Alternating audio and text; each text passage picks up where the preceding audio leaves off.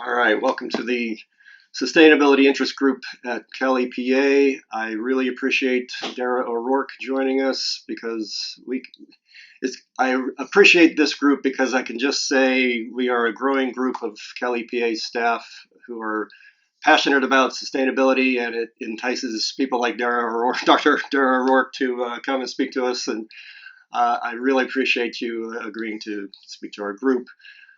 So Dara is going to talk about what he learned in working toward changing consumer behavior with the Good Guide and advancing circular economy inside Amazon. Dr. O'Rourke is an environmental scientist, like many of us, an associate professor of environmental and labor policy at UC Berkeley, a former senior principal scientist with Amazon Sustainability, and co-founder of The Good Guide, and author of 3 books and dozens of academic articles. So the Good Guide was an app and a website that helped you find safe, healthy, green, and ethical products based on scientific ratings. So I'm looking forward to seeing more about that.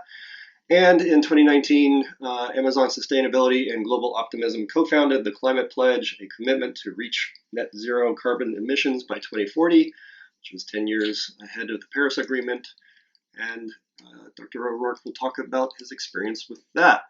So with all of that, I will hand it off to you, Dr. O'Rourke. Please take it away. Excellent. Thank you so much, Burke. I really appreciate the invitation and the chance to have this conversation with you all. I'm really excited for the conversation. I'm going to basically structure the session around this question of basically how we can help consumers shift their consumption to more healthier, safer, more environmentally friendly products, more sustainable products. And that's kind of the challenge that I have been working on for almost 20 years is engaging consumers. I also do a lot of work on corporations, but this work I want to talk about is how do we change consumers and how do we help them live their values on what they care about. And all consumers have some values, and so we want to dig into how do we understand their values and help them live closer to their values. Before I jump in, though, I have the story of Good Guide and a number of experiments that we did there and then later with Amazon. But in this broad topic area of changing consumers and advancing safer, healthier, more environmentally friendly products, I wanted to see if you all had any specific topics or issues or questions that you wanted to get on the table, and then I will make sure that I touch on them or come back to them as we go. So any specific issues you're most interested in? I guess people can put them in the chat or, Jeanette. Thank you. Kind of how to help people adopt more,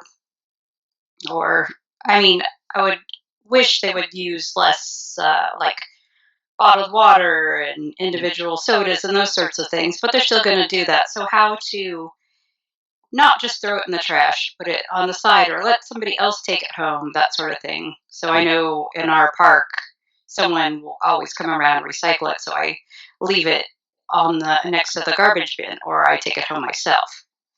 Okay. If it's an off time. But how are those gatherings of, groups and organizations, and do you kind of get them to think ahead and include recycling in their activities or daily life?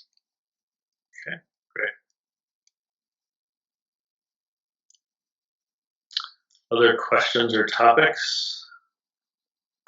We'll definitely go into that, particularly when we get to the circularity, how to kind of move away from our very linear flow of consumption and single-use consumption and very wasteful consumption and moving toward more circular systems. Any other topics before I jump in?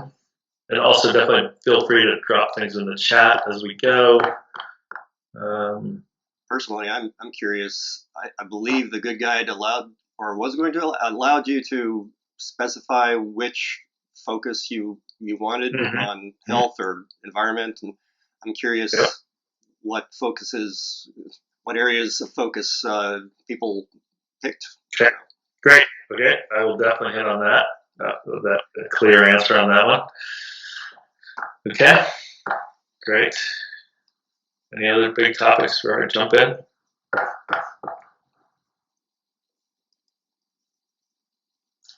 All right, well, I'll launch in, and as we go, definitely feel free to raise a hand or drop some in the chat in Berkeley, tracking that. So, as Bert mentioned, my main life has been as an academic here at Berkeley, and before that at MIT, studying global production systems, global systems of production and consumption.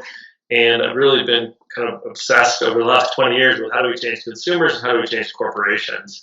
I have been very fortunate to be able to not only do academic research, but also to do these experiments out in the world. So Good Guide, we'll talk about a for-benefit startup that we started as a research project on campus, then spun off campus and became its own entity. And then I've also worked engaging companies and NGOs and the UN and different actors up and down global supply chains. So we're trying to figure out what actually works to change consumers, what actually works to change companies. And going inside Amazon was really an experiment in going into the center of the global economy, really the cutting edge of global supply chains and cutting edge of consumption systems with all of the problems that has on environmental, social, health, labor rights issues. So super interesting and challenging work that right now I'm doing new research on rapid and equitable sustainability transitions and how do we move full systems, energy, transportation, materials, consumer products towards more sustainable systems in a way that actually has concern for workers and communities and equity. So the reason, though, that I started Good Guide actually it was because of my daughter. This is my daughter Minju, who was quite young at the time and now is in college. But when I started Good Guide, it was actually a realization as I was slathering sunscreen on her face one morning before we sent her out in the beautiful California sun, where I just stopped and asked myself, okay, what's in this thing that I'm putting all over her every single day? This was the number one selling sunscreen at the time in the US. It turned out that this sunscreen had a number of very problematic chemicals in it, possible human carcinogen, known immune system toxicant, developmental reproductive toxic, a number of chemicals that were banned in Canada and Europe at the time and have since even begun to be regulated in the US, but really was this kind of shocking realization that many of the products we have in our house that we're putting in, on, around our family, we do not have a good regulatory system for really getting the worst stuff out of these products. That set me off on this process, really kind of that angered me to do research across our house, and I found in her favorite toy, Dora the Explorer, had lead levels that were very high. Her favorite doll had phthalate levels that were very high. Her mattress was coated in brominated flame retardants. On and on and on. And the house, which moved from me being incredibly angry about this to, as I tested more and more products in our house and took things apart, it angered my wife even more and more. This process of research. But what I really realized is I knew almost nothing about the products I was bringing into my own home and that we were surrounding ourselves in. So that set me off on this quest to try to figure out what can we do as citizens and consumers to kind of know better what the impacts are of what we're consuming and bringing into our own homes, and then what we can do to find alternatives. How can we actually avoid the worst stuff and seek out better stuff? So started as a research project on campus, as I said, really trying to gather information on all of these products that we were consuming every day. And that was a team across the Berkeley campus of toxicologists and public health experts and environmental scientists and supply chain experts, and then some computer scientists that we pulled together that ultimately built this app that allowed basically people to scan a barcode on a product and get on their phone information about the environmental, social, and health performance of products. Really with this idea, we started off, I think, with this naive kind of nerdish idea that if we just provided this information on toxics and environmental life cycle assessment and supply chain labor rights, that it would be enough to transform consumption. It turned out that that was wrong, as I'll talk about. But Good Guide, anyway, we spun off campus. We built this for-benefit company.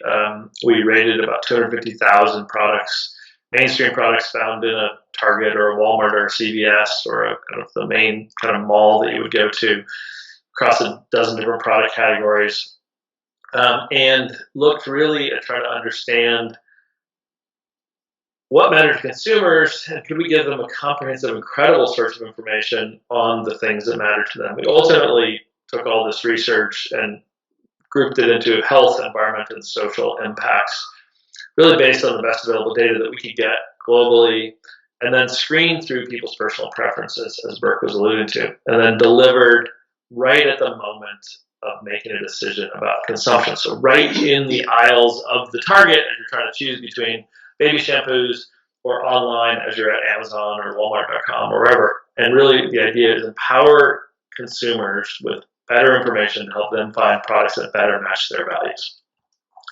So we created this rating system, which I'll dig into as much as people want. I'll go through it quickly first round, and then we can come back to it. But basically, we tried a whole bunch of different rating systems. We ended up with a 10-point scale with one decimal place. That turned out to be the most credible among our testing. The internet is mainly a 5-star rating system, which usually boils down to really between 3.5 and 4.5. So it's a very condensed system. So we wanted a broader scale. And then 100-point system, some people use. Anyway, we ended up testing a bunch of different systems and then built this system for aggregating health data on the product. I'll talk about environmental data, primarily on the manufacturing of the supply chain of the product, and then social impacts, primarily at the company level and company policies on social issues. So this took us a long time. This was years of the work of Good Guide, was building these, what we call product ontologies. Basically, in each product category, we had to define essentially what mattered most on health, environment, and social impacts. And so for product category baby shampoo, it's very different than product category cell phone. And so we had to build these ontologies of what mattered in the view of the toxicology of the product, or the environmental life cycle assessment, or the social impacts assessment of a product. And we built this very large database across hundreds and up to 1,500 indicators. Not every product would have all of those. That then we could drill down into each product. So in the health ontology, looking at human health impacts, looking down specific ingredients of concern, doing essentially kind of hazard-based approach to evaluate potential chemicals of concern within these products, up to kind of product management issues, the regulatory status of ingredients, other negative impacts, pollution from production of the impact. And this basically really developed a very comprehensive system that over and over and over we had to get simpler and simpler and simpler. Again, we were kind of too nerdy in our initial ideas that we thought people would want all this information. Very few people actually want to do a research project when they go shopping. So maybe on the first time they would look at the data, they'd click all the way down to ingredients and these health hazards assessments and specific health endpoints. But very quickly we found they just really wanted to know the top level score. And in particular, they wanted to avoid bad products and products that had very poor scores. Environment side, as I said, again, we built an ontology mainly at the company level, looking at the environmental impacts of the manufacturing and the supply chain behind it, from governance issues to resource use to emissions, etc.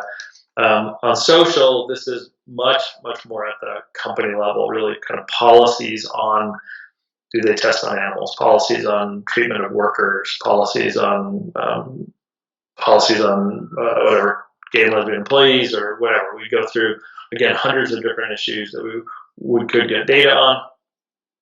And then we allowed people to personalize it, basically to tell us what mattered most to them. So on the web and mobile apps, you can basically say, well, I really care about animal testing and animal welfare. If the product is tested on animals, just take it out of my view. I don't want to see it. Or I really care about climate change, or I really care about organics, or whatever. We test a lot of different versions of this to see personalization. That then allowed us, with consumers, and many young consumers would do this, they would give us, basically put in their credentials for Amazon and Safeway.com and their Safeway Club card and their Target membership or whatever. That would allow us every night to kind of suck down their purchases, analyze their purchases, and then tell them how their purchases match their own values. So we could show them, okay, it looks like you're buying Pantene Classic shampoo. We can actually find you a better product at a better price that matches your values and doesn't have these chemicals of concern, or doesn't test on animals, or doesn't have these carbon emissions that you're concerned about. So we did a number of things, both at point of purchase and then analyzing their purchases through our rating system. So we tried a whole bunch of different things and a whole bunch of strategies. But because I'm an academic, we also did research on this. We built up this platform, goodguide.com, that ultimately had millions of users that we were able to look at their purchasing patterns and look at their searches and really try to understand what mattered most to them. This goes to Burke's question. So we needed to know both what we thought mattered most by product category and by product, but also what consumers felt mattered most, what resonated, what they really wanted to avoid, what they really cared about, what they felt from the latest scandal on the internet that they wanted to avoid or connect to or whatever. And so we spent a bunch of time really trying to understand this huge problem in sustainable consumption, which is something like 70% of Americans say they want to buy green, healthy, sustainable products. And something like 1 to 3% of Americans actually do go out of their way to search out more sustainable products. So you have this massive gap between attitudes and stated preferences and actual behaviors and purchases. So 70% say they want to buy green, and 70% say they'll pay more, and really it's 1, 2, 3, 4% in large cases will actually do that.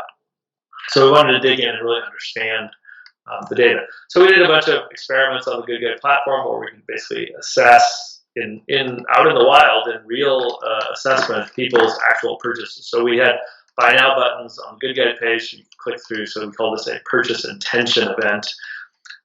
We weren't always able to follow through all the way to watch if you actually did pay for the item in Amazon, but we could see that you put it in your basket at Amazon, so we call it a purchase intention event.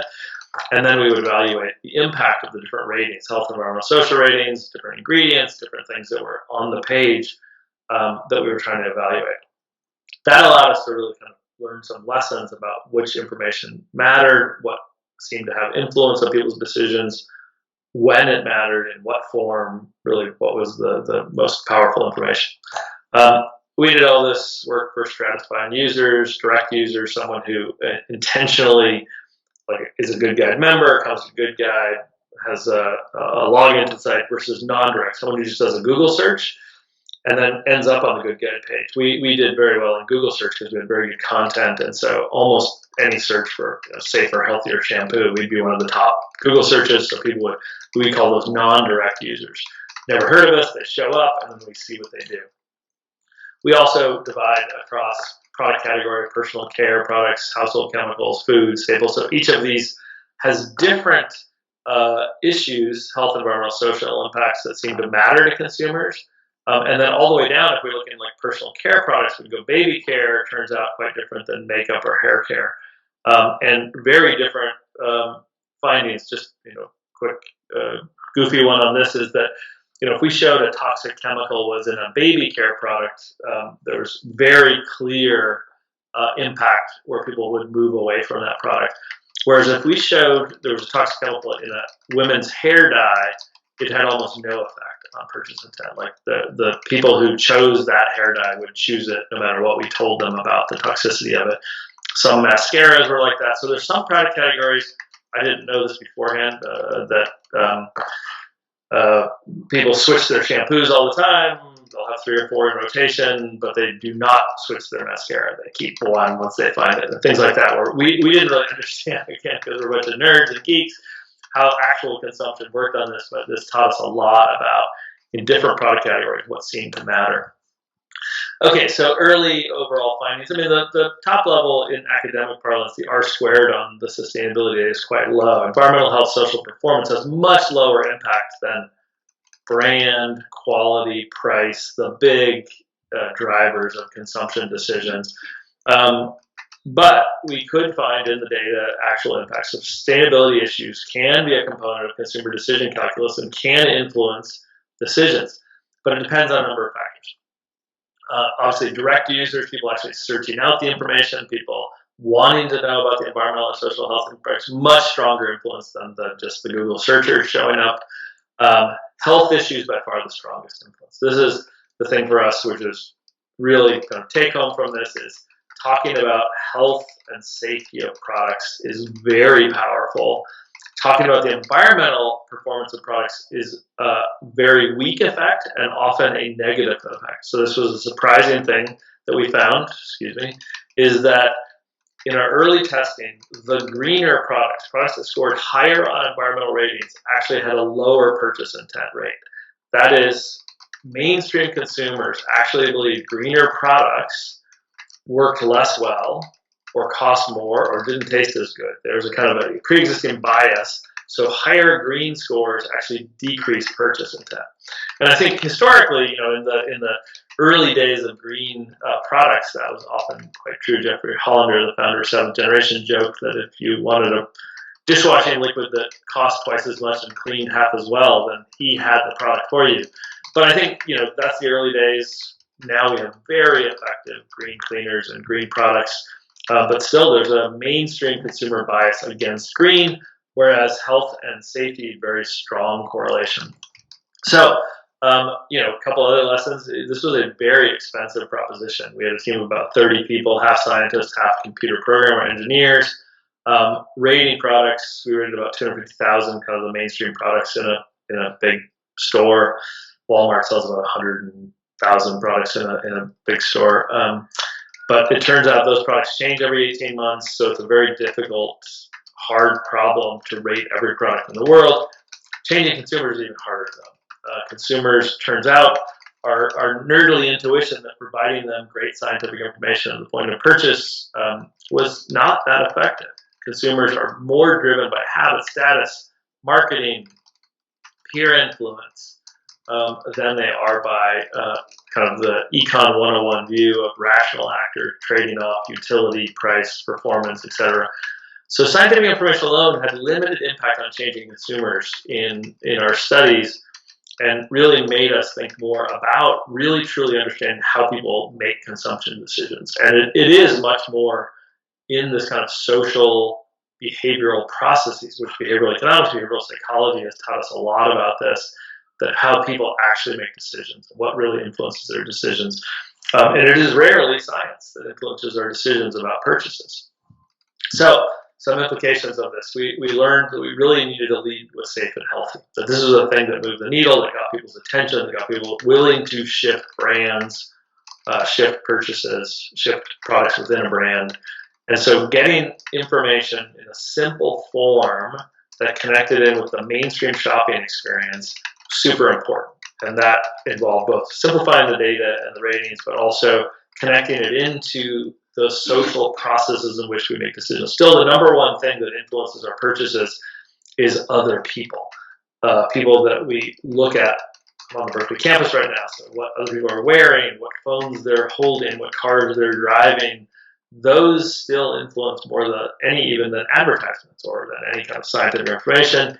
Also celebrities, people we aspire to be like, the kind of status effect, very powerful. And so we really had to figure out how to get the right information in the right form connected in with those social consumption processes to have more influence. We also had to respond to these existing green biases, make sure that people understood here's a high quality product that's 4.5 stars on Amazon and it's at your price point, and also it is environmentally friendly or better for the environment. We now really kind of fast forward have learned a lot from the early Good Guide days and how hard this was and expensive, to doing some really interesting things with machine learning, which was I was able to start when I was at Amazon, which I'll talk about in a second.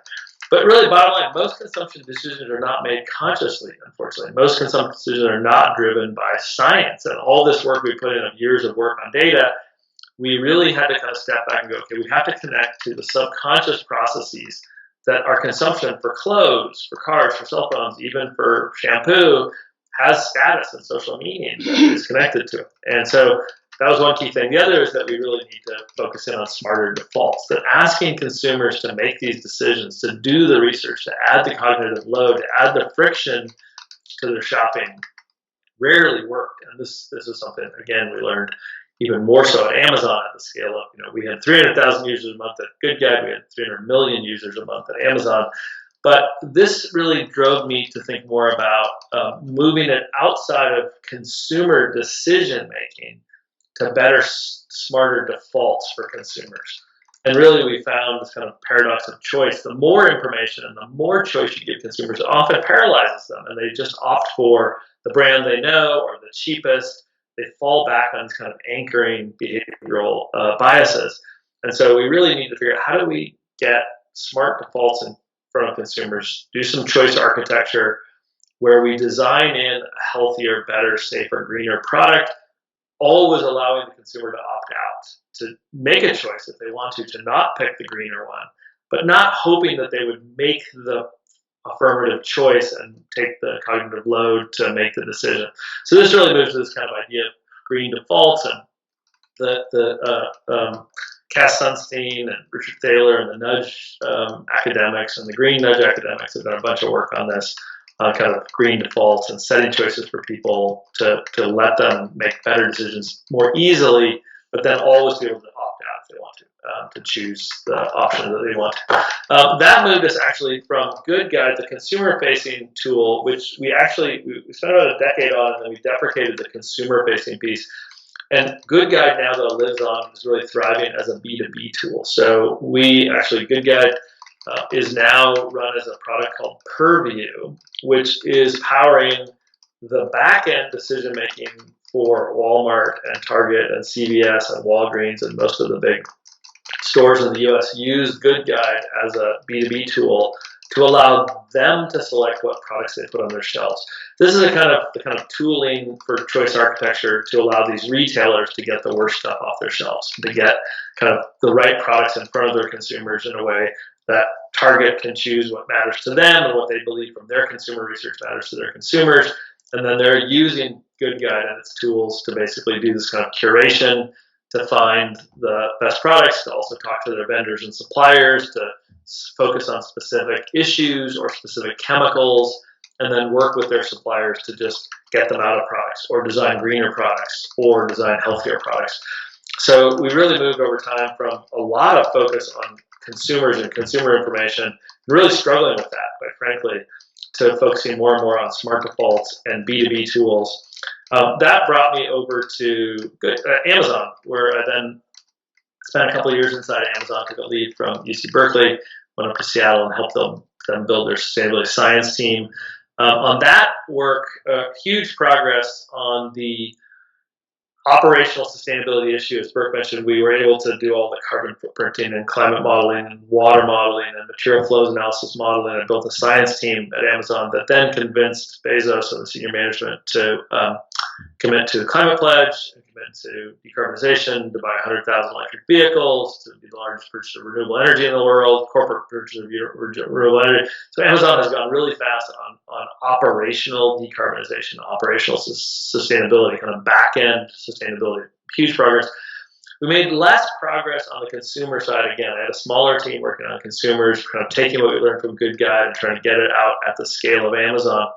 I'll just say, the thing that really exciting potential right now, most of what you kind of hear in the news on AI for sustainability, I think is more a fancy tool in search of a problem, but we actually were applying machine learning. Amazon has some really brilliant machine learning experts, and experimenting with using machine learning to match products with specific attributes to them with consumers who cared about those attributes or values that match those attributes. So basically, simply, a customer who had a set of issues or values that they cared about, what matters to them. And we did not ask them, we did not do focus groups or surveys. We watched what they did. We watched what they searched for. We watched what they purchased. And then we were able to find products and companies and supply chains that had attributes that match those values. And basically, machine learning is very good at this kind of trained learning process where you can go from 100 hardcore dark green consumers and 100 products that they all buy, fragrance-free, dye-free, whatever, 7th gen dishwashing liquid. And then it helps you learn from these dark green products and dark green customers to even more products and more customers and to move out.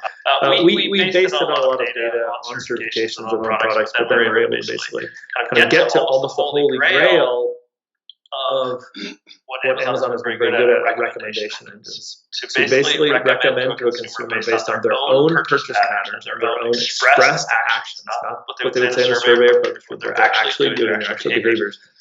Help them find the right product for them at the right time by default and surface that and really make it super easy for customers to find the products that match their role and values. So that's something we're really excited about and is moving forward there. We also really kind of have been tracking very closely a set of cultural and generational trends focused on this next generation of consumers, really favoring experiences over stuff and digital products over physical products. And we see a growing number of consumers, this kind of Gen Z generation consumers, particularly in Europe and US and parts of Asia, that are focused not on ownership of stuff, but on experiences and personalization and basically getting the services and the experiences rather than owning the thing.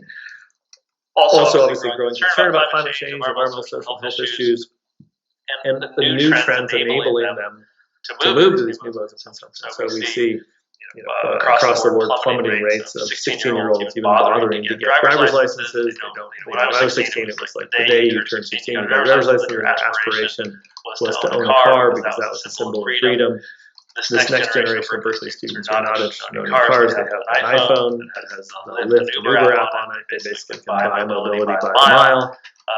They have Airbnb on their apps. They have Spotify on their phones. They have they get the experiences and stuff digitally without owning these things. So some really interesting changes that I think are the potential for this moving into the circular economy. Basically thinking about moving from selling cheap stuff fast in a linear flow with all the challenges of conventional waste management.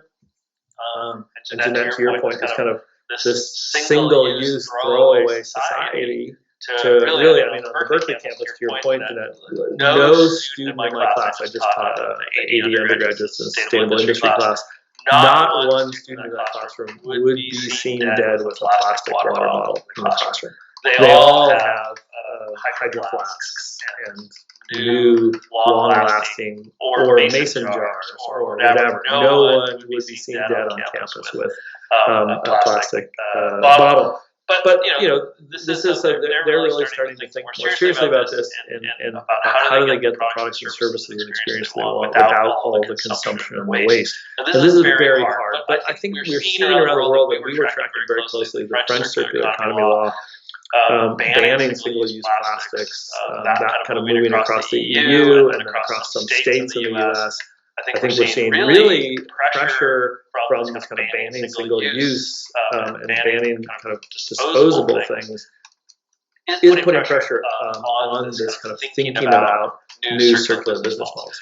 Now again, Amazon is a $500 billion company that makes a lot of their sales on selling cheap stuff fast and getting into your home, right? That is their core historical Amazon legacy. Although they now make much more on Amazon Web Services and cloud computing and Amazon advertising and Amazon digital services are much more profitable than their physical products. It's still a key part of their business, but we basically did a number of projects, including really these material flows analysis models that showed the senior leadership of Amazon how wasteful the flows were through the Amazon system. Materials going into buildings, materials going into packaging, materials going into products. And there were real opportunities for rethinking the flows of materials through that ecosystem out to consumers in a way where materials could be used as assets to be preserved, could be used and thought of in circular systems, all the way down to some super interesting work that we were doing on fully circular packaging systems that were moving away from their traditional corrugate boxes to a monomer that can be designed to turn into packaging, take it back, chemically recycle it back into a monomer, back into packaging, where you get basically multiple loops of flows, material flows to produce packaging, and then looking at products and building materials and others. But really, I think some really exciting early steps on that space. I'm very bullish on this idea of product service systems also, this combination of a product that turns into a service. You kind of build a system that's designed to provide consumers with a result or a function or experience. Clean clothes or mobility or warmth or cold beer or whatever it is, without them having to own or buy a physical product. such as a car or a washing machine or a fuel. Right? And so we see this emerging landscape from pure services, of which Amazon also and many companies, and as I said, my students have moved fully to kind of all of their music, all of their movies, all of their entertainment is now digital. They do not own physical content anymore. We've seen a huge move from physical to digital, but so on the pure side, kind of pure digital, all the way to a product that is a product that is owned like a car, but it then becomes a service through Uber or Lyft. And so we see this really interesting mix of product service systems and of big retailers really trying to understand how they move into not selling copiers, but selling the service of printing, or not selling carpet, but selling the service of carpets, or the service of lighting, or the service of content, or the service of cloud computing. So I think this is a super interesting space, really trying to watch, again, real consumption decisions, what really matters to consumers, and then building product service systems that minimize environmental, social, labor impacts while maximizing consumer satisfaction. I think we're super early in this, and the critical step is really on business model development. It's not so much the technical details of it, although we struggle all around the world, as you will know better than me. Most parts of the world, recycling systems are fully broken right now, and waste management systems. There's no system for reverse logistics that functions as well as our system for forward logistics. Amazon is phenomenal at getting you the 2022 BTS calendar to your house tomorrow in an incredibly efficient way. They're not very good at reverse logistics, taking back products you don't want and figuring out how to get them back into circulation. So we have to do better on reverse logistics, do better on business models, figuring out really how to leverage these changes in consumer preferences and do it in a way that, again, focuses on giving consumers smart green defaults that minimize negative impacts, while always allowing them to choose what they want to choose. I have been talking for a long time, so I'll take a break there and see if there are any questions or want to dig in on any of these issues or jump back to any of the science or data or anything. That was great. Really appreciate that. I've always felt like a lot of our CaliPA staff were bombarded with all these articles that talk about the latest PFAS, and but we have such a hard time putting that into perspective. And the Good Guide was rated, on a scale of 1 to 10. How does it compare in terms of health, but also environment? And to put it in perspective, it's so hard to just be bombarded with all these things. Yeah, if anybody has any questions, feel free to jump in. Otherwise, just on that one really quick. We had an interesting experience where the chief scientist, a guy named Bill Keys, who brilliant toxicologist. He was at EDF for a long time, and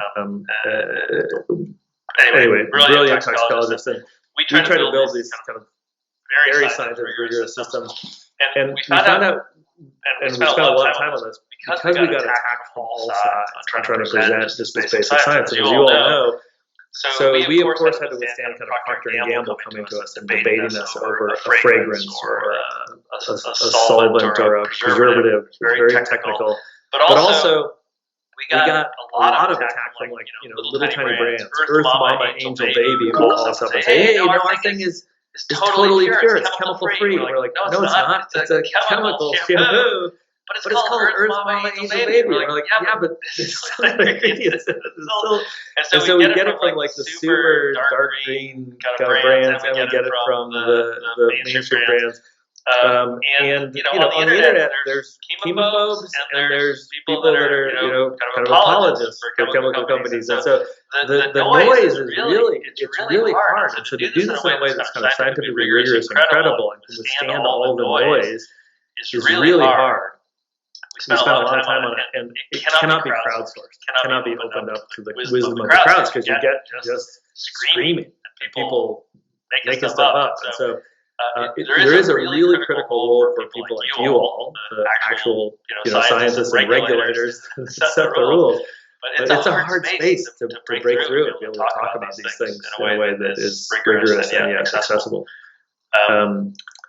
So Samantha asked, so Good Guide, we actually turned off the consumer-facing Good Guide piece and it lives on in a B2B tool. We basically couldn't afford to keep supporting it. This is another long story, but we didn't want to charge money for it. We didn't want to put any kind of subscription in front of it, which would reduce the number of users. And I didn't want to put any ads on the page, which might bias the views of people.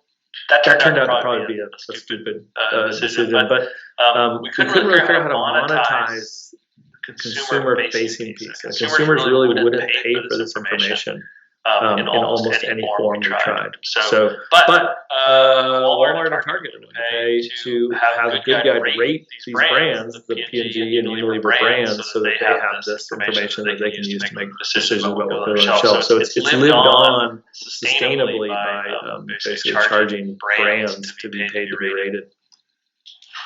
I found an old article reviewing the Good Guide, and it was saying that it's as if Consumer Reports and Lead Certification had a baby, and Good Guide was the result.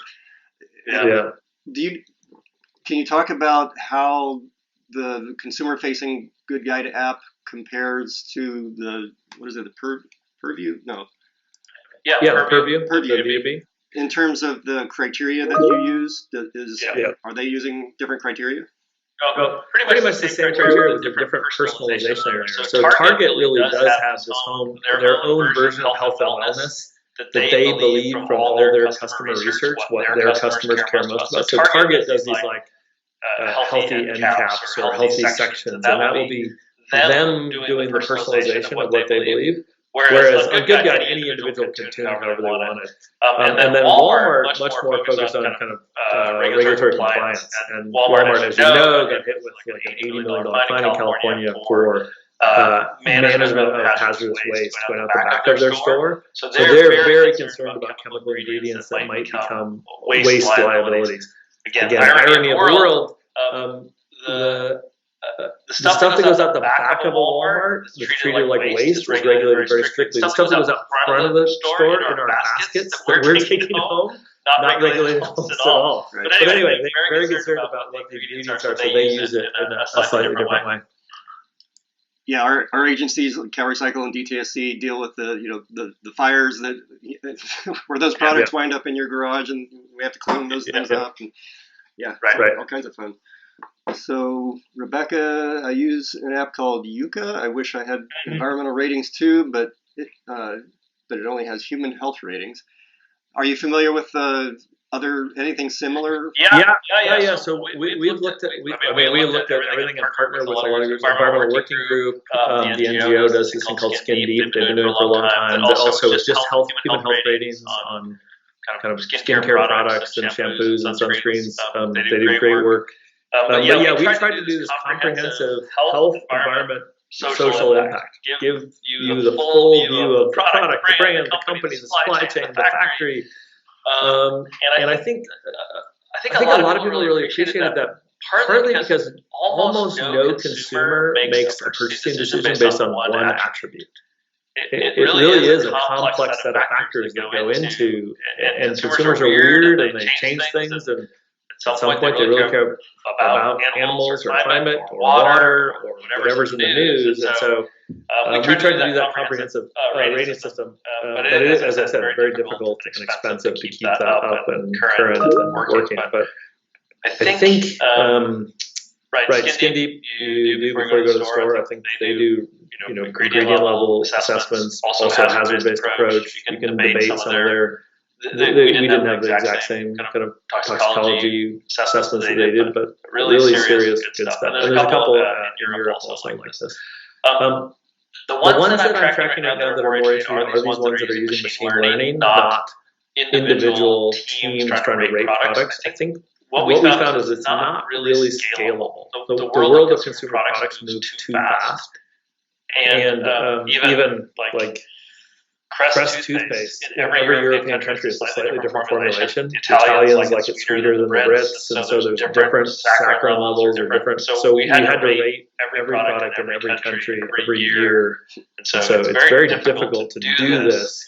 And again, the regulatory environment is such where there's very few places where companies actually have to disclose their full ingredient list with the concentrations, right? To really do human health assessment or environmental assessment. We want to know not only ingredient, but actual amount of ingredient or concentration of ingredient. And almost no one is willing to give you that data. And again, U.S. is weird. Personal care products have to disclose ingredients. Household chemicals do not. Right. So for some of our most toxic chemicals, you can't get the whole ingredient list. Really interesting challenges. So does it become an art more than a science at that point, or kind of how did you draw the line? Yeah. So we did every possible hack, and so Ireland requires Procter & Gamble to disclose all their ingredients in English, so we can get the Procter & Gamble ingredients from an Irish website, not a U.S. website. So goofy things like that. And then we did some of our own testing, but that was really expensive. Where we take our products and get them tested. So you can do that, and this is one of the funny things. All the the brands say, "Oh, I can't disclose my ingredients; it's all top secret." But you go into any of these companies, and they've got everyone else's products sitting there. They've already analyzed them. They know the ingredients. So the only one who doesn't know the ingredients is the public. Right. All the companies know all the ingredients. They all know the factories they're coming from. They're all using the same supply chain. So it's the kind of confidential business information argument is, in my view, overwhelmingly hooey. And so, but most companies use it as an excuse. But we spent time in a lot of the green companies who are in whatever seventh generation. They've got all of the mainstream products and they've sent them through LCMS or GCMS. They've taken them all apart. They know everything that's in them, and they know. There's a magic to making these products work and formulations, but they know the basic ingredients, but we don't. You were talking about you plugged in the club card at Safeway, the data that. So you were was the good guy kind of purchasing that data and comparing it to? No. So as a user of Good Guide, you would just log in and we'd say, "Hey, Bert, welcome to Good Guide. You want to add in your Safeway club card? You just type it in, and then we could log in for you each night at midnight and pull down your Safeway purchases. We didn't sell the data or do anything. Just then we'd give back to you. Hey, Bert, we noticed that you bought this last week, and here's a better one that you might like better. You should try this one." Basically, all to try to see if we could help move people a little bit from their current purchases to slightly better purchases. Right. So, and again, not to sell them products. We didn't get affiliate fees. We weren't trying to make money off it. We said, "Hey, we noticed you bought Pantene. Here's a better shampoo that better matches your values. Give it a try." And that worked okay. We tried again. I think people really are influenced by their peers. So if we said, "Hey, Bert, your best friend John is now using this shampoo," you'd be more likely to "Oh, let me try it. John uses it. I'll try it." Or friend you trust in your network that really knows baby products. You trust that person. So finding kind of experts or influencers also, as the internet knows, this is very powerful. This actually works. So one of the startups that I've been looking at, a former Amazon guy, is a startup called Count On, and it's using basically machine learning to find experts or influencers you trust that you count on to give you advice. So they're building this system that basically would just help you find people that would give you advice. Like all of us know someone who's really knows music, or really knows hotels, or really knows restaurants in Oakland, or whatever. Find that person, and then they help you get advice. Buying eco-friendly products without having the background research on it. Yeah. So it's hard. I mean, obviously, this is over time. You can get to the point where you trust some specific brands. Where you go, I trust Method, I trust 710, they're generally really good, and you look at their products, and they've made policies to get the worst stuff out of their products, or to make their ingredients transparent or whatever. Or over time, you're like, Patagonia, I like Patagonia. I believe in them as a company and their ownership structure or whatever. But unfortunately, there's really great companies with really bad products, and vice versa. There's really good products that are sold by really questionable companies. So in many product categories, you kind of have to go down to the product level, particularly things like consumables, food, personal care, household chemicals. You kind of have to go to the individual product to know what's in it, to know its environmental and health impacts. On apparel, I think it more is at the brand level. Like, do you trust both the brand and its policies on worker rights or wages or whatever the issue is that is your issue? So in some categories you can get away with the brand level, but this is a hard problem. Do you let's see, the when you were working with Amazon, were you only looking at what people were purchasing and searching for on Amazon, or did Amazon purchase data from any other sources for searches? No, Amazon is interesting. They do no surveys, no focus groups. They don't purchase other data. They have enough customers that they have 300 million users. They just watch what they do. Yeah. Amazon has a very sophisticated A/B testing platform where the homepage of Amazon, any page on Amazon, any team of Amazon can run an A/B test on. So like you land on a product detail page, and half the people would see one version of it, and the other half would see a different version. We see which one converts better. So we ran experiments on. Of course, never to deceive the customer. But like, here's a certified fair trade organic pound of coffee, and 500,000 people would see with the fair trade logo and organic logo. 500,000 people would see with no certifications. What's the impact of them seeing that it's certified? You can do simple things like that really fast. And just see, does the fair trade logo matter? Does the organic logo matter? Like, what's influencing? You can change text. You can do all sorts of experiments really quickly with hundreds of thousands of users. So statistically significant, you find out really quickly. And you'll see if any of your Amazon customers, like, you'll get to the checkout page and we offer, if you go slow shipping, we'll give you $1.50 digital credit. And they'll be testing whether, what's the incentive they have to bribe you to put it in a slower shipping route. Or all around the site, basically they're running experiments all the time. On the homepage of Amazon, there's like 500 experiments running right now. So they allowed us to do real-time testing of sustainability messaging, of sustainability trade-offs, of price versus sustainability issues. So it's a very good place for research. I'm trying to remember all the criteria that the Good Guide used. Did it? Yep.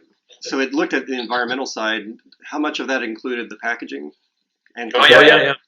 That was a big part. Yeah, we basically did a simplified life cycle assessment for each product, and so if the packaging mattered, then we would serve it as an issue. There's most product categories in which the packaging is not it's 2 or 3% of the carbon emissions would be in the packaging as opposed to the product itself and the transportation and other things. So yeah, we absolutely looked at it, but it's a smaller percentage. Even Amazon itself, after even while I was there, people would see, ask me about my experience at Amazon. Almost everyone thought Amazon's biggest environmental impact was packaging. But for them also, it's the most visceral thing. You see the box show up, or the Smart Pack, the blue plastic packaging that they've been using recently. It feels like a big part of the impact, but it's actually also for them about 2 or 3% of their impact is packaging. Most of it is in the airplanes and the trucks and the ships and the products and the waste streams. And so, but it is. This is to my point of kind of hot button issues. It's very resonant among consumers. We see many consumers wanting they're buying cosmetics and they'll focus on recycled packaging, which doesn't really matter for cosmetic, but it's part of the thing that makes them feel better about it. So we definitely try to understand what issues mattered emotionally to the consumer as well as kind of scientifically in the assessment. I would imagine it's kind of hard to quantify the impact of adding more packaging to a landfill, compared to greenhouse gases. And that's, you mentioned the extended producer responsibility that, Amazon hasn't had to address the kind of crowdsource or the, paying taxes to, deal with landfills, basically. And EPRs. Some studies like that in Europe. So in Europe, there was huge consumer pressure against their plastic packaging in Europe. Because the European consumers hated the plastic packaging. Amazon had gone historically from these corrugated boxes to plastic packaging. Consumers hated it, so they switched back to corrugated boxes or paper padded mailers. And the carbon went up significantly when they went back to paper and corrugated. That is much higher carbon, but then lower toxics and less solid waste, and you can get more recyclable in the paper than the plastics. And so we tried to do those kind of trade-off assessments and show them, okay, ultimately you want to optimize for both carbon and toxic waste and the blight, and how are you going to do this? And so this is why we're looking on this 100% fully circular, zero carbon packaging, which is kind of the holy grail. Get to the point where you're at net zero carbon, fully circular packaging, and you take both the traditional corrugate and the traditional plastics out. And now Amazon is just delivering without the cardboard outside anyway. That's the other one. Like ship in own containers, just no packaging. Right. Just ship it. Right. That's better. Ultimately, just drop the package. I always drop the package if I can. But I was curious, why is the paper mailer higher carbon intensive than the plastic mailer? Oh yeah, the plastic is just super low carbon. Plastic, lightweight plastics, thin film plastics are really low carbon. They do have obviously carbon in petrochemicals, but producing paper products is very high carbon. Oh, the production of paper. It's much heavier. And so we calculated, like, what does it do to the... Amazon is a weird company where most of their trucks don't ever weight out. Like you fill an ATM, all like little packages of 2-pound things. So it never, but they fill the truck's lanes, the volume out. And so anyway, like we had to look at all these trade-offs on where you add carbon in the full system, and the corrugate boxes where they're shipping about 50% air. Like basically you have these big boxes with little products inside them. You fill a truck, you got to put another truck on the road. And so your stupid empty box is causing more 18-wheelers on the road. So we were looking at all the spin-off effects. So getting rid of these big corrugate boxes, which are almost always oversized, down to a thin film plastic is a really good move carbon-wise. But as you know, the plastic is much worse than other ways. So single-use plastic is much worse than the recycled corrugate in many ways. We have just like another minute or two. When you were talking about having kind of the circular economy and using the packaging, I thought you were going in the direction of, you're familiar with the Loop? I think it's TerraCycle. Oh, yeah. So we obviously, Amazon has tested some things like Loop.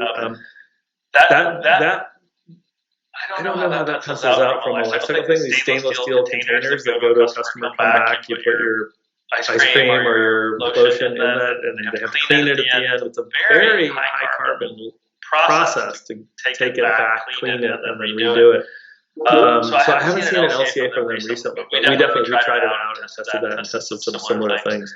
There is long-term potential. My holy grail now in the last 30 seconds here is that Amazon has programs to try to get down to like 15-minute delivery times to get you most mainstream products within 15 minutes or less. Well, the really interesting thing is that if they could get you anything in 15 minutes or less, and they could also take anything away from your house in 15 minutes or less, all of a sudden there's many things that you don't need to own anymore. Why would you possibly own a weed whacker or own a drill or own a prom dress? They can deliver it to you and take it away. Get the service of the item rather than ownership of it, storage of it, the maintenance of it. So there's a huge opportunity if you can get your logistics tuned enough that you can actually replace a lot of products through this better flows and edge logistics where you move around your neighborhood. So moving weed whacker around your neighborhood, don't take it back to a central hub. And so there's also some really interesting potentials in the circular economy that we're very early at that I think companies are just starting to figure out. Well, yeah. Amazon needs to deliver from my loan library. If I get that electric jackhammer, I donated my electric jackhammer, and I just check it out and have Amazon deliver. That would be perfect. Exactly. That's a great idea. Exactly. Well, we're about out of time, so thank you so much, Dr. O'Rourke. I really appreciate it. I feel like we could go on talking about all of this. So, all right. Thank you all. Thank you. It's been a pleasure. All right. Take care, everyone. Thanks. Thank you. Yeah, thanks. Bye. Thank you.